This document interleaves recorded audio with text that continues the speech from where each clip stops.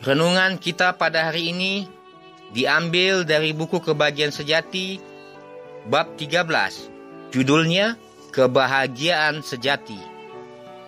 Anak-anak Allah dipanggil untuk menjadi wakil-wakil Kristus, menunjukkan kebaikan dan kemurahan Tuhan. Sebagaimana Yesus telah menunjukkan kepada kita tabiat Bapa yang sejati, demikianlah kita menyatakan Kristus kepada dunia yang belum mengenal kasih-Nya yang lembut dan ramah itu. Sama seperti engkau telah mengutus aku ke dalam dunia, kata Yesus, demikian pula aku telah mengutus mereka ke dalam dunia. Aku di dalam mereka dan engkau di dalam aku satu, agar dunia tahu bahwa engkau mengasihi mereka, sama seperti engkau mengasihi aku. Yohanes 17 ayat 18 dan 23. Rasul Paulus berkata kepada murid-murid Yesus, "Kamu adalah surat Kristus yang ditulis oleh pelayanan kami, yang dikenal dan yang dapat dibaca oleh semua orang." 2 Korintus 3 ayat 3 dan 2. Melalui tiap anaknya, Yesus mengirim sepucuk surat kepada dunia ini. Jika Anda adalah murid Yesus, Dia mengirimkan melalui Anda sebuah surat untuk keluarga, untuk kampung, jalan raya, di tempat tinggalmu. Yesus yang berdiam dalam dirimu ingin berbicara ke dalam hati orang-orang yang belum mengenal Dia. Mungkin mereka belum membaca Alkitab atau belum mendengar suara yang berbicara kepada mereka melalui halaman-halaman buku itu. Mereka belum melihat kasih Allah melalui segala perbuatannya. Tetapi jika Anda adalah seorang yang mewakili Yesus yang sejati, mungkin melalui Anda lah mereka akan mengerti sesuatu dari hal kebaikannya serta ditarik untuk mengasihi dan berbakti kepada Tuhan. Orang-orang Kristen ditentukan menjadi pembawa terang dalam perjalanan menuju ke surga. Terang yang dipantulkan mereka kepada dunia ini adalah terang dari Kristus yang bersinar atas mereka. Kehidupan dan tabiat mereka hendaklah sedemikian rupa supaya melalui mereka orang-orang lain mendapat satu pandangan yang benar mengenai Kristus dan perbaktian kepadanya. Jika kita mewakili Kristus, maka kita akan melakukan perbaktian kita dengan sangat menarik sebagaimana mestinya. Orang-orang Kristen yang menimbun kemurungan dan duka dalam jiwanya, bersungut-sungut dan berkeluh kesah, berarti memberikan gambaran yang salah tentang Allah dan kehidupan Kristen kepada orang lain. Mereka memberi kesan seolah-olah Allah tidak inginkan anak-anaknya berbahagia, dan dengan demikian mereka menjadi saksi palsu melawan Bapa kita yang di surga. Setan bergembira apabila dia dapat memimpin anak-anak Allah ke dalam sikap ingkar dan murung. Dia gembira melihat kita tidak percaya kepada Tuhan, meragukan kesediaan dan kuasanya menyelamatkan kita. Dia senang membuat kita merasa bahwa Tuhan membuat kita menderita dengan pimpinannya. Setan berusaha menampilkan Allah sebagai yang tidak mempunyai kasih dan kelembutan. Dikacaukannya kebenaran mengenai Allah. Diisinya benak dengan pikiran-pikiran palsu tentang Allah, sehingga gantinya tinggal di dalam kebenaran Bapa Semawi itu, kita sering mendasarkan pikiran kita di atas tafsiran-tafsiran yang salah yang diberikan setan itu, menghina Allah dengan cara kurang percaya dan bersungut-sungut terhadapnya. Dia selalu berusaha membuat kehidupan beragama itu satu kemuraman. Dia ingin memperlihatkan bahwa kehidupan beragama itu sukar dan sulit. Dan apabila orang Kristen itu sendiri menampilkan hal demikian dalam kehidupan beragamanya, maka melalui kekurang percayaannya dia mendukung kepalsuan setan itu. Banyak orang yang sepanjang hidupnya selalu memikirkan kesalahan-kesalahan, kegagalan-kegagalan dan kekecewaan-kekecewaannya, sehingga hati mereka dipenuhi dengan kegetiran dan kekecewaan. Ketika saya berada di Eropa, seorang saudari dalam keadaan seperti ini, dalam tekanan batin yang berat, menulis surat kepada saya memohon kata penghiburan yang menguatkan hati. Malam sesudah saya membaca suratnya, saya bermimpi sedang berada di sebuah taman, dan seorang yang agaknya pemilik taman itu membawa saya menjalani jalan-jalan di taman itu. Saya sedang mengumpulkan bunga-bunga dan menikmati semerbaknya, ketika saudari ini yang berjalan di sisi saya mengerahkan perhatian saya kepada duri-duri yang menghalangi jalannya. Di sana dia meratap kesakitan. Dia tidak berjalan pada jalan yang telah disediakan, yang ditunjukkan penunjuk jalan, melainkan berjalan di celah-celah onak dan duri. "Aduh," keluhnya, "bukankah disayangkan taman yang indah ini dirusakkan oleh duri-duri itu?" Lalu penunjuk jalan itu berkata, "Biarkanlah duri-duri itu, karena duri-duri itu hanya mampu melukaimu. Kumpulkanlah bunga-bunga, bunga mawar dan bakung. Bukankah ada saat-saat gembira di dalam pengalamanmu? Bukankah Anda telah mempunyai waktu-waktu yang indah di mana jantungmu berdebar dalam kegembiraan menyambut roh Allah? Jika Anda menoleh kembali kepada pengalaman-pengalamanmu masa lampau, apakah Anda tidak memiliki masa-masa yang menyenangkan? Bukankah janji-janji Allah seperti bunga-bunga yang harum itu bertumbuh di kanan kiri jalanmu? Apakah Anda tidak mau keindahan dan keelokannya mengisi hatimu dengan kegembiraan? Duri-duri bunga mawar hanya melukai dan menyakiti Anda. Tetapi jika Anda hanya mengumpulkan duri-duri ini dan memberikannya kepada orang-orang lain, bukankah Anda selain menghina kebaikan Allah juga menghalangi orang-orang di sekelilingmu berjalan pada jalan kehidupan itu? Mengumpulkan kenangan-kenangan yang tidak menyenangkan di masa lampau tidaklah bijaksana. Segala yang jahat dan mengecewakan, membicarakannya, meratapinya sampai kita pun dirundung kekecewaan. Satu jiwa yang kecewa dan dipenuhi kegelapan mematikan terang Allah dalam jiwanya, lalu menyadarkan bayang-bayang suram pada jalan orang lain juga. Terima kasih kepada Tuhan karena telah diberikannya kepada kita banyak kegembiraan. Marilah kita kumpulkan bersama berkat-berkat janji kasih-Nya, supaya kita dapat memandangnya terus-menerus. Anak Allah meninggalkan tata Bapanya, membungkus keilahiannya dengan kemanusiaan, supaya dengan demikian dia dapat menyelamatkan manusia dari kuasa setan. Kemenangannya untuk kita membuka pintu surga bagi manusia, memperlihatkan kepada manusia hadirat Allah di mana Allah menyingkap kemuliaannya. Bangsa yang sudah jatuh itu diangkut dari lubang kebinasaan ke tempat mana dia dijerumuskan dosa, lalu dibawa kembali ke dalam perhubungan dengan Allah yang abadi dan sanggup melalui ujian ilahi melalui iman di dalam penebusan kita, dibungkus dengan kebenaran Kristus dan ditinggikan kepada tahtanya. Inilah gambaran yang Allah ingin kita renungkan. Apabila kita seakan-akan ragu terhadap kasih Allah dan kurang yakin kepada janji-janjinya, kita merendahkan Dia dan mendukakan Roh Kudus-Nya. Bagaimanakah perasaan seorang ibu jika anak-anaknya terus-menerus bersungut terhadap dia, seolah-olah dia tidak memikirkan kepentingan mereka, padahal sepanjang hidupnya dia berusaha memperhatikan kepentingan mereka serta membahagiakan mereka. Kalau anak-anak itu meragukan kasih-Nya, ini membuat hatinya hancur. Bagaimanakah perasaan orang tua yang diperlakukan anaknya seperti itu, dan bagaimanakah pandangan Bapa kita di surga apabila kita meragukan kasih-Nya yang telah membuat Dia menyerahkan anaknya yang tunggal supaya kita memperoleh kehidupan? Rasul Paulus menulis seperti berikut: Ia yang tidak menyayangkan anaknya sendiri tetapi yang menyerahkannya bagi kita semua, bagaimanakah mungkin Ia tidak mengaruniakan segala sesuatu kepada kita bersama-sama dengan Dia? Roma 8 ayat 32. Namun banyak juga orang yang melalui tindakan mereka, kalau bukan dengan kata-kata, berucap, Tuhan tidak maksudkan hal ini bagiku. Mungkin Dia mengasihi orang lain, tetapi bukan aku. Semua ini banyak membahayakan jiwamu sendiri, karena setiap kata keraguan yang Anda ucapkan akan mengundang godaan setan. Itu menguatkan kecenderungan untuk ragu-ragu dalam dirimu dan menukarkan malaikat yang bertugas melayani. Apabila setan menggoda Anda, jangan sekali-kali mengucapkan sepatah kata yang meragukan atau mendatangkan kegelapan. Jika Anda membuka pintu kepada bisikan setan, maka pikiranmu akan dipenuhi kekurang percayaan dan keraguan yang memberontak. Jika Anda mengungkapkan perasaan-perasaanmu, setiap keraguan yang diucapkan bukan hanya bereaksi atas dirimu sendiri, tetapi itu akan menjadi benih yang akan bertumbuh dan berbuah di dalam kehidupan orang lain, dan mungkin mustahil menarik pengaruh perkataanmu itu.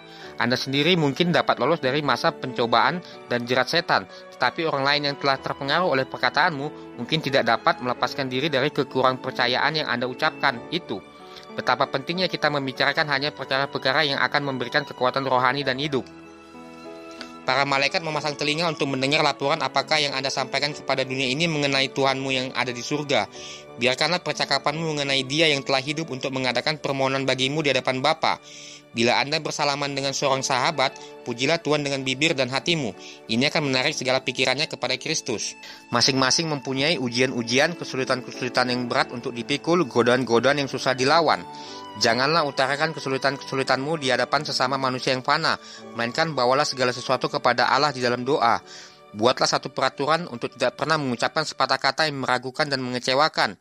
Anda dapat melakukan banyak hal untuk menggembirakan hidup orang-orang lain dan menguatkan mereka melalui kata-kata pengharapan dan kegembiraan yang kudus. Sering satu jiwa yang perkasa ditekan oleh penggodaan yang hebat, hampir-hampir menyerah di dalam perjuangan melawan diri dan kuasa jahat. Janganlah tawarkan hati seseorang yang sedang berjuang keras seperti itu. Gembirakan dia dengan kata-kata yang penuh keberanian dan harapan yang akan mendorong dia maju meneruskan perjalanannya, supaya terang Kristus bersinar darimu, sebab tidak ada seorang pun di antara kita yang hidup untuk dirinya sendiri, dan tidak ada seorang pun yang mati untuk dirinya sendiri. Roma 14 ayat 7. Dengan pengaruh kita yang tidak kentara, orang-orang lain dapat dikuatkan dan diteguhkan, atau mereka dapat juga ditawarkan hatinya sehingga dijauhkan dari Kristus dan kebenaran. Banyak orang mempunyai pikiran-pikiran yang salah mengenai kehidupan dan tabiat Kristus. Mereka menganggap bahwa dia tidak ramah dan tidak gembira, bahwa dia seorang yang keras, kejam, dan tidak periang. Dalam banyak kasus, seluruh pengalaman keagamaan diwarnai oleh pandangan-pandangan suram semacam ini. Sering dikatakan bahwa Yesus menangis, tetapi hampir tidak pernah ia diketahui tersenyum. Memang juru selamat kita adalah seorang yang penuh duka, mengalami liku-liku kepahitan, karena dia membuka hatinya terhadap segala duka cita manusia. Tetapi walaupun hidupnya adalah kehidupan penyangkalan diri dan dibayangi derita dan keluh kesah, jiwanya tidak hancur.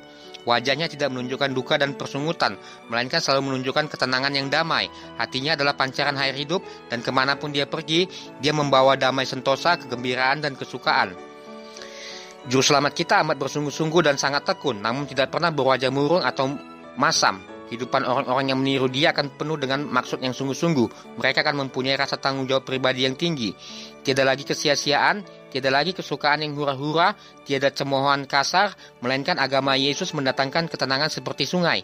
Itu tidak memadamkan terang kegembiraan, tidak menghalangi kegembiraan atau memuramkan wajah yang berseri-seri dan tersenyum. Kristus datang bukan untuk dilayani, melainkan untuk melayani. Dan apabila kasihnya bertata di dalam hati, maka kita akan menuruti teladannya. Jika kita tetap memikirkan tindakan yang tidak ramah dan tidak adil yang dilakukan orang lain terhadap kita, mustahil kita mengasihi mereka sebagaimana Yesus mengasihi kita. Tetapi jika pikiran kita berada dalam belas kasih Kristus yang ajaib bagi kita, maka roh serupa itulah yang akan mengalir pula kepada orang lain. Kita harus saling menghormati, meskipun kesalahan-kesalahan dan cacat-cacat terpaksa harus kita lihat. Kerendahan hati dan tidak berharap pada diri sendiri haruslah ditumbuhkan, disertai kelemah lembutan yang sabar terhadap kesalahan-kesalahan orang lain. Inilah yang mematikan sikap mementingkan diri yang sempit dan membuat orang bermurah hati dan dermawan. Penulis Mazmur berkata, "Percayalah kepada Tuhan dan lakukanlah yang baik. Diamlah di negeri dan berlakulah setia." Mazmur 37 ayat 3. Haraplah pada Tuhan. Setiap hari memiliki beban, kekhawatiran, dan kesulitan-kesulitan sendiri-sendiri, dan apabila kita menghadapinya, betapa kita langsung mengutarakan kesulitan-kesulitan dan pencobaan-pencobaan kita. Begitu banyak kesulitan yang mengganggu dipinjam, betapa banyak rasa takut yang dibesar-besarkan, begitu juga kekhawatiran yang dinyatakan, sehingga orang lain menyangka bahwa kita tidak mempunyai juru selamat yang pengasih dan penyayang, yang sedia mendengar segala permohonan kita serta menyodorkan pertolongan pada setiap waktu diperlukan. Sebagian orang selalu takut dan mendulukan kesulitan. Setiap hari kelimpahan pimpinannya, tetapi mereka mengabaikan berkat-berkat yang ada ini. Pikiran-pikiran mereka tertumpu terus-menerus pada sesuatu yang tidak sepatutnya, yang ditakutinya akan terjadi, atau beberapa kesulitan memang ada, tetapi meskipun kecil itu membutakan mata mereka terhadap banyak hal yang patut disyukuri. Kesukaran-kesukaran yang mereka hadapi gantinya mendorong mereka dari Dia karena membangkitkan kegelisahan dan persungutan. Apakah baik kita begitu kurang percaya? Mengapa kita tidak tahu berterima kasih dan mengapa kita curiga? Yesuslah sahabat kita. Semua penghuni surga memperhatikan kesejahteraan kita. Kita seharusnya jangan membiarkan keruwetan dan kesusahan hidup sehari-hari merusak pikiran dan menyuramkannya dengan ketakutan. Jika mau, selalu ada sesuatu yang mengganggu dan menjengkelkan. Jangan kita memanjakan keinginan yang hanya akan mengganggu dan memenatkan kita, bukannya membantu kita dalam menanggung pencobaan-pencobaan. Mungkin Anda mengalami kesulitan dalam bisnis, harapan masa depanmu semakin gelap, dan Anda mungkin terancam bangkrut. Tetapi janganlah tawar hati, serahkanlah segala kesusahanmu kepada Allah, tetaplah tenang dan gembira. Doakanlah supaya diberi kebijaksanaan mengatur persoalanmu dengan bijaksana, dengan demikian Anda dapat mencegah kerugian dan bencana. Usahakan dengan sekuat tenaga apa yang dapat Anda lakukan untuk mendatangkan hasil yang baik. Yesus telah menjanjikan pertolongannya, tetapi janji itu tidaklah terpisah dari usaha kita sendiri. Apabila bergantung kepada penolong kita itu, dan Anda telah melakukan semua yang dapat dilakukan, terimalah hasilnya dengan gembira. Bukan kehendak Allah supaya umatnya dibebani dengan penderitaan. Allah kita tidak menipu kita. Dia tidak berkata kepada kita, "Jangan takut, tiada bahaya pada jalanmu." Dia tahu ada banyak pencobaan dan bahaya, dan Dia terus terang terhadap kita. Dia bukannya bermaksud menjemput umatnya keluar dari satu dunia yang jahat dan penuh dosa, melainkan ditunjukkannya kepada mereka satu perlindungan yang tidak dapat dikalahkan. Doanya bagi murid-muridnya adalah, "Aku tidak meminta supaya engkau mengambil mereka dari dunia, tapi supaya engkau melindungi mereka daripada yang jahat. Dalam dunia kamu menderita penganiayaan, tetapi kuatkanlah hatimu, aku telah mengalahkan dunia." Yohanes 17 ayat 15 dan Yohanes 16 ayat 33. Di dalam khotbahnya di atas bukit, Kristus mengajar murid-muridnya pelajaran yang sangat berharga tentang perlunya berharap kepada Allah. Pelajaran-pelajaran ini telah dirancang untuk menguatkan anak-anak Allah sepanjang masa, dan pelajaran itu sampai kepada kita penuh pengajaran dan penghiburan. Juru selamat menunjukkan kepada murid-muridnya burung-burung yang terbang di udara yang mendendangkan pujian yang merdu tanpa digelisahkan oleh pikiran-pikiran karena yang tidak menabur dan tidak menuai. Namun demikian Allah yang Maha Pemurah itu menyediakan keperluan mereka. Juru selamat bertanya, "Bukankah kamu jauh melebihi burung-burung itu?" Matius 6 ayat 26. Allah menyediakan kebutuhan manusia dan hewan, membukakan tangannya serta mencukupkan keperluan makhluk ciptaannya. Burung-burung yang terbang di udara tidak luput dari perhatiannya. Dia tidak menjatuhkan makanan ke paruh burung itu, tapi dia menyediakan keperluan mereka. Mereka harus mengumpulkan biji-bijian yang telah disebarkannya bagi mereka itu. Mereka juga harus mengumpulkan bahan-bahan untuk sarangnya yang kecil. Mereka harus memberi makan anak-anaknya yang mungil. Mereka berangkat ke tempat bekerja dengan menyanyi, karena Bapamu yang di surga memeliharakannya. Dan bukankah kamu lebih indah daripada burung itu? Bukankah Anda sebagai makhluk yang lebih cerdas, orang yang berbakti, lebih berharga daripada burung-burung yang di udara? Tidakkah Allah yang sudah menciptakan kita, pemelihara hidup kita, seorang yang telah membentuk kita menurut citra ilahinya sendiri, akan menyediakan keperluan kita jika kita berharap di dalam Dia? Kristus menunjukkan kepada murid-muridnya bunga-bunga di padang yang tumbuh dengan subur, dengan keindahannya yang bersahaja yang diberikan Bapa Samawi kepada bunga-bunga itu, sebagai satu pernyataan kasihnya kepada manusia. Katanya, perhatikanlah bunga bakung di ladang, yang tumbuh tanpa bekerja dan tanpa memintal. Keindahan dan kebersahajaan bunga-bunga alam ini jauh lebih mulia daripada jubah Salomo. Pakaian paling indah yang dapat diciptakan desainer ahli manusia tidak dapat menandingi karunia alam dan keindahan yang cemerlang dari bunga-bunga ciptaan Allah. Yesus berkata, jadi jika demikian Allah mendandani rumput di ladang yang hari ini ada dan besok dibuang ke dalam api, tidakkah Ia akan terlebih lagi mendandani kamu, hai orang yang kurang percaya? Matius 6 ayat 28 dan 30. Jika Allah seniman ilahi itu mengaruniai kembang sederhana yang hanya berumur 1 hari saja itu keindahan dan warna yang beraneka ragam, betapa lebih besar lagi pemeliharaan yang akan diberikannya kepada orang-orang yang diciptakan menurut citranya sendiri.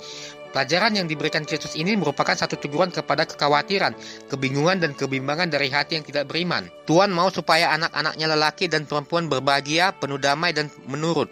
Yesus berkata, damai sejahtera kutinggalkan bagimu, damai sejahteraku kuberikan kepadamu, dan apa yang kuberikan tidak seperti yang diberikan oleh dunia kepadamu. Janganlah gelisah dan gentar hatimu. Semuanya itu kukatakan kepadamu, supaya sukacitaku ada di dalam kamu dan sukacitamu menjadi penuh. Yohanes 14 ayat 27 dan 15 ayat 11. Kebahagiaan yang diperoleh dari motif-motif yang mementingkan diri sendiri di luar jalan yang benar tidak baik adanya dan tidak pasti, serta hanya sebentar saja. Kebahagiaan itu berlalu sehingga jiwa dipenuhi rasa kesunyian dan duka, tetapi ada kegembiraan dan kepuasan yang diperoleh dalam berbakti kepada Allah. Orang-orang Kristen tidak dibiarkan berjalan pada jalan yang tidak menentu. Dia tidak dibiarkan menyerah kepada perasaan kecewa. Jika kita tidak mendapat kesukaan dalam kehidupan ini, kita masih bisa gembira memandang kepada kehidupan yang akan datang. Namun sekalipun di dunia ini orang-orang Kristen dapat menikmati kegembiraan dalam hubungan dengan Kristus, mereka dapat memiliki sinar kasih-Nya, penghiburan yang kekal dari hadirat-Nya. Setiap langkah dalam kehidupan dapat membawa kita lebih dekat kepada Yesus, dapat memberikan pengalaman yang dalam akan kasih-Nya, dan dapat membawa kita selangkah lebih dekat menuju tempat tinggal yang damai sentosa. Oleh karena itu, janganlah kita membuang keyakinan kita, melainkan meneguhkan hati lebih mantap dari masa lalu. Sampai di sini Tuhan menolong kita. 1 Samuel 7 ayat 12. Marilah kita memandang semua tugu peringatan, tonggak segala sesuatu yang telah dilakukan Tuhan untuk menghibur kita serta menyelamatkan kita dari tangan pembinasa itu. Baiklah kita selalu mengingat dalam pikiran kita semua kemurahan yang telah dinyatakan Tuhan kepada kita. Air mata disapunya, penyakit disembuhkannya, segala kecemasan dihalau, rasa takut dienyahkan, kekurangan dicukupkan, kemurahan dicurahkan. Dengan demikian menguatkan diri kita sendiri menghadapi segala sesuatu di depan kita di sepanjang perjalanan kita yang sisa. Bagaimanapun kita harus memandang ke depan kepada kesusahan-kesusahan baru dalam perjuangan yang akan datang, namun dapatlah kita melihat apa yang telah lalu, sama seperti melihat masa yang akan datang, seraya berkata, selama umurmu kiranya kekuatanmu. Ulangan 33 ayat 25. Ujian tidak akan lebih berat daripada kekuatan yang diberikan kepada kita untuk menanggungnya. Karena itu marilah kita laksanakan pekerjaan kita dimanapun kita mendapatnya, yakin bahwa apapun yang akan terjadi, kekuatan yang sebanding dengan ujian itu akan diberikan. Dan kelak pintu surga pun akan dibukakan supaya anak-anak Allah dapat masuk, dan dari bibir Raja Kemuliaan ucapan ini akan sampai ke telinga bagaikan musik yang merdu. Mari hai kamu yang diberkati oleh Bapakku, terimalah kerajaan yang telah disediakan bagimu sejak dunia dijadikan. Matius 25 ayat 34. Maka orang yang ditebus itu akan disambut masuk ke tempat tinggal yang telah disediakan Yesus bagi mereka. Di sana mereka tidak lagi bergaul dengan orang dunia yang hina, pendusta, penyembah berhala, orang yang najis dan yang kurang percaya. Mereka itu akan bergaul dengan orang-orang yang telah mengalahkan setan dan melalui rahmat ilahi telah membentuk tabiat yang sempurna. Segala kecenderungan kepada dosa keji, segala yang tidak sempurna, yang telah menyusahkan mereka di bumi ini dihapuskan oleh darah Kristus. Lalu kebesaran dan kegemilangan kemuliaannya yang melebihi kecemerlangan sinar matahari diberikan kepada mereka. Dan keindahan moral, kesempurnaan tabiat yang bersinar dari mereka jauh lebih berharga daripada kemuliaan lahiria. Mereka dengan tak bercela berada di hadapan tata Allah yang besar dan putih, turut menikmati keagungan dan kesempatan-kesempatan yang dipunyai malaikat-malaikat. Melihat kepada warisan mulia yang dapat dimilikinya, apa gunanya seorang memperoleh seluruh dunia tetapi kehilangan nyawanya? Matius 16 ayat 26. Mungkin dia miskin, namun di dalam dirinya dia memiliki satu kekayaan dan kemuliaan yang tidak akan pernah dapat diberikan oleh dunia ini. Jiwa yang ditebus dan disucikan dari dosa dengan segala kuasanya yang mulia dibaktikan untuk melayani Allah. tidaklah ternilai harganya, maka terdapatlah satu kegembiraan di surga di hadapan hadirat Allah dan malaikat-malaikat yang suci atas satu jiwa yang telah ditebus, satu kesukaan yang dinyatakan di dalam lagu-lagu kemenangan yang kudus.